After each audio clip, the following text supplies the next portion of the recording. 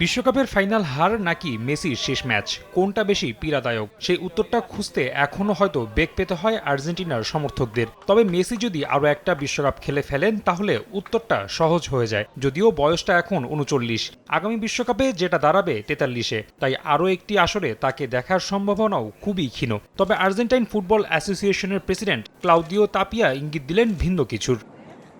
২০২২ কাতার বিশ্বকাপ জয়ের পরও নিশ্চিত করেই বলা হয়েছিল বিশ্বকাপে নিজের শেষ ম্যাচটা খেলে ফেলেছেন মেসি। এমনকি সদ্য শেষ হওয়া আসরের জন্য দল ঘোষণার আগ পর্যন্ত তার খেলা নিয়ে ছিল ধোঁয়াশা। পরের গল্পটা তো সকলেরই জানা। তাই মেসির অবসর নিয়ে তাড়াহুড়ো করে কোনো গুঞ্জন ছড়াতে নিষেধ করেন তাপিয়া। তিনি স্পষ্ট করেন এটা সম্পূর্ণ মেসির ইচ্ছার উপর নির্ভর করছে।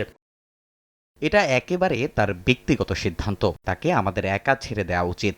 ২০২২ সালেও আমরা জানতাম না যে সে ২০২৬ বিশ্বকাপ খেলবে কি না।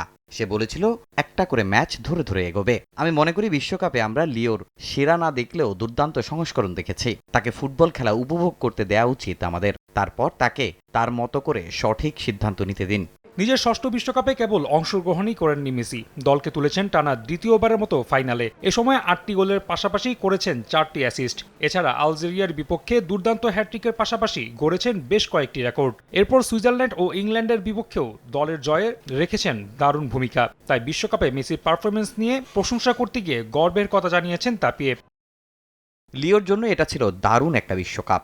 আমরা অনেক উপভোগ করেছি, এটা আমাদের গর্ব করা উচিত। প্রতিটা মুহূর্ত আমি উদযাপন করেছিলাম। নিঃসন্দেহে বিশ্বকাপে সে ছিল দলের পথপ্রদর্শক। তার বিশ্বকাপ পারফরমেন্স নিয়ে যদি বিশ্লেষণ করি তাহলে বলবো আমার জন্য সে ছিল সেরা খেলোয়াড়। ম্যাচের পর ম্যাচ রেকর্ড ভেঙেছে তিনি। জাতীয় দলের হয়ে কতদিন খেলা চালিয়ে যাবেন মেসি, সেই উত্তরটা হয়তো কেবল তিনিই বলতে পারেন। তবে যে ছন্দ নিয়ে সদ্য শেষ হওয়া বিশ্বকাপে খেলেছেন এই ফুটবল জাদুকর, তাতে আরও লম্বা সময় তাকে আকাশী নীল জার্সিতে দেখার প্রত্যাশায় আলবিসেলেস্তে সমর্থকেরা। রাফি আমিন, সময় সংবাদ।